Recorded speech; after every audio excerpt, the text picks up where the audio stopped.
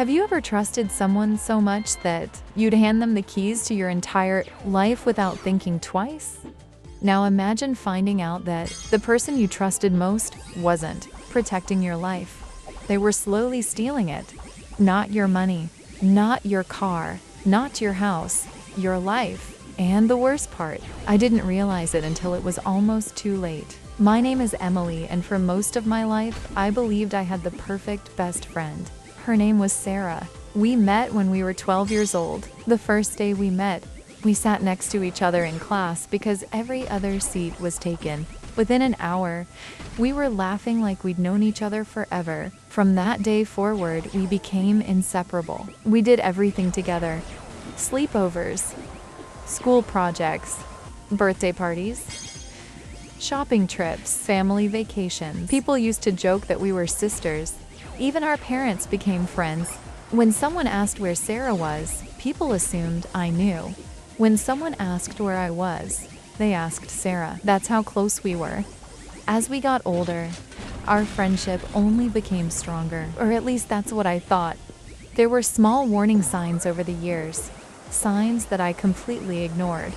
Whenever I achieved something, Sarah would smile and congratulate me, but there was always something strange about it. A slight hesitation, a forced smile, a look in her eyes that disappeared almost instantly. I noticed it, but I never questioned it, because why would I? She was my best friend, the person I trusted more than anyone. After university, things started changing. I landed my dream job at a marketing company. It wasn't a huge company, but it was exactly where I wanted to start my career. I worked hard, long hours, late nights, weekend projects. I was determined to succeed. Meanwhile, Sarah struggled to find a job.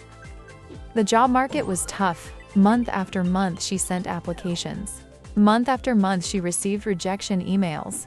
I felt terrible for her, so I did what any best friend would do. I reviewed her resume. I helped her prepare for interviews. I connected her with professional contacts. Eventually, I recommended her to my own company. A few weeks later, she got hired. She cried when she received the call. She hugged me and thanked me over and over again. She told everyone that I had changed her life. At the time, hearing those words made me happy. Looking back now, they make me sick. Because she wasn't grateful, she was studying me. The moment Sarah joined the company, strange things started happening. Small things at first, things easy to dismiss. Co-workers would approach me and mention conversations I never had. One person thanked me for helping solve a problem. Another complimented me on advice I had supposedly given them. At first, I laughed it off. I assumed they were confusing me with someone else, but it kept happening. Again, and again, and again. Soon, I started noticing another pattern. Sarah was always nearby whenever these misunderstandings happened. Always. I still didn't suspect her. I wish I had. A few months later, I started dating a guy named Jake. Jake was charming, funny, confident, the type of person who could walk into a room and instantly become the center of attention. At first, everything seemed perfect. We spent every weekend together, talked for hours, made plans for the future. Naturally, Sarah met him. The three of us occasionally spent time together. Movies, dinner, game nights. Normal things. At least they seemed normal. One night we were all having dinner when Sarah started finishing Jake's sentences. Then Jake started finishing hers. It was strange, but I convinced myself I was imagining things. After all, they had become friends. Friends get comfortable around each other, right? Months passed. Then Jake started changing. His texts became shorter. His calls became less frequent. He always seemed distracted. Whenever I asked if something was wrong, he'd insist everything was fine. But deep down, I knew something wasn't right. One Friday evening, I decided to surprise him. I picked up his favorite takeout and drove to his apartment. As I turned into the parking lot, I immediately recognized a familiar car. Sarah's car. My stomach tightened. I told myself not to overreact. There had to be a reasonable explanation. Maybe she was dropping something off. Maybe she needed help. Maybe I was being paranoid. I walked to the front door. I could hear voices inside, then laughter. Not just laughter, comfortable laughter, the kind shared between people who know each other very well. My hands started shaking. I knocked. Silence, then whispering. A few seconds later, the door opened. And there she was, Sarah, standing in the doorway, wearing my favorite hoodie, the hoodie I thought I'd lost months earlier. Behind her stood Jake. Neither of them looked surprised. Neither of them looked guilty. They looked caught. There is a difference. People who are surprised didn't expect you. People who are caught were hoping you'd never find out. For a few seconds, nobody spoke. The entire world felt frozen. Then Sarah quietly said my name. That was enough. I turned around and left. I didn't scream, I didn't cry, I didn't argue.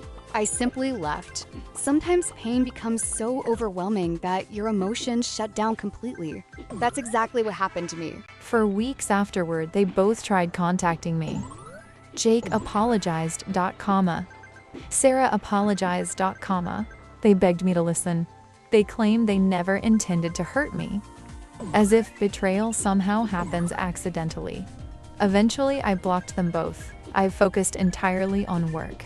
I told myself I'd move on. I told myself things would get better. What I didn't know was that the worst betrayal was still coming. About a month later, my boss called me into his office. The moment I entered, I knew something was wrong.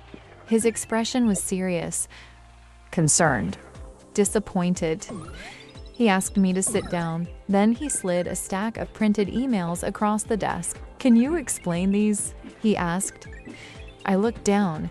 The emails appeared to come from me. My name, my signature, my position. Everything looked legitimate, except I had never written any of them. The messages contained confidential information, private client details, unauthorized promises, information that should never have been shared.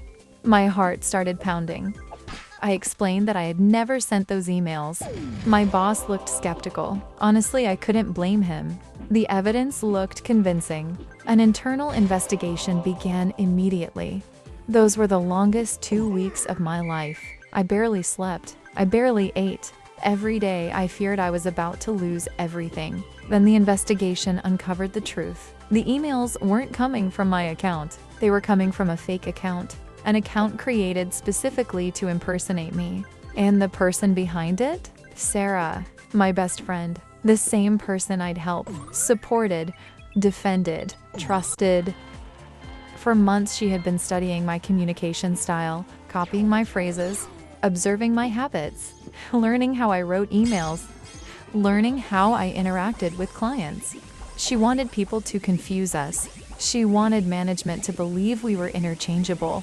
And eventually, she planned to replace me completely. Her plan was simple: destroy my reputation, get me fired, take my position. What she didn't realize was that technology records everything. Login histories, IP addresses, timestamps, digital footprints. The evidence was overwhelming. There was no way to deny it. Sarah was terminated immediately. The company also pursued legal action because of the confidential information she had accessed and shared. When my boss informed me that my name had been cleared, I nearly cried from relief. For the first time in weeks, I could breathe again. You would think that after all of this, I would feel victorious.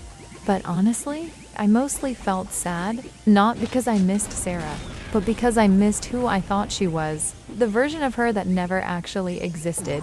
The friend I loved had been an illusion, a story I told myself, a person I wanted to believe was real.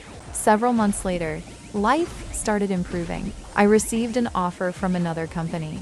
The salary was significantly higher. The benefits were better. The opportunities were incredible.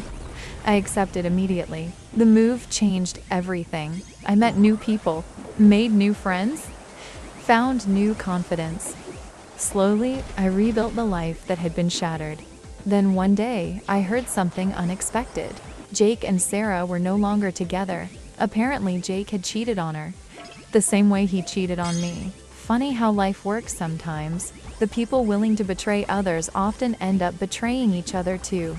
A year later, I was visiting a coffee shop when I saw someone familiar. Sarah.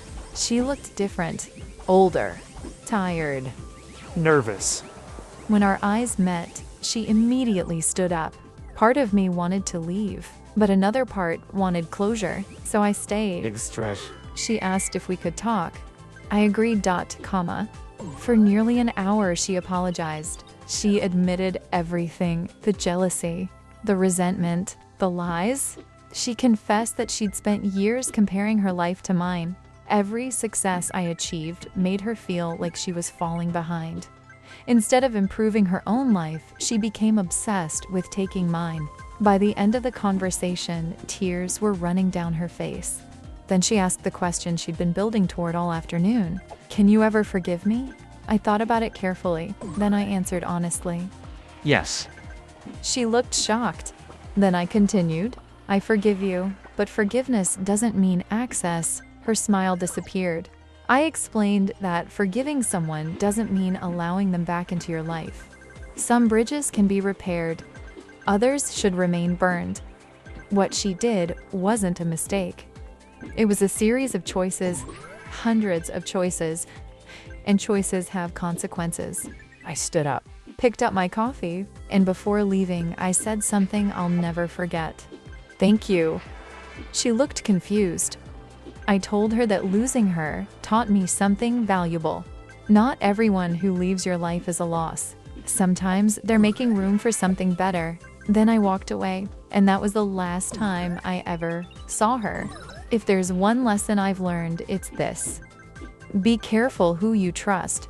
Not everyone standing beside you is cheering for you. Some people are secretly measuring themselves against you. Some people are secretly jealous, and some people don't want what you have. They want to be you, but no matter what anyone tries to take from you, remember this. Nobody can steal your character. Nobody can steal your resilience. Nobody can steal your ability to rebuild. And sometimes the greatest revenge isn't getting even. It's living a better life than they ever imagined. So tell me, what would you have done if your best friend tried to steal your entire life?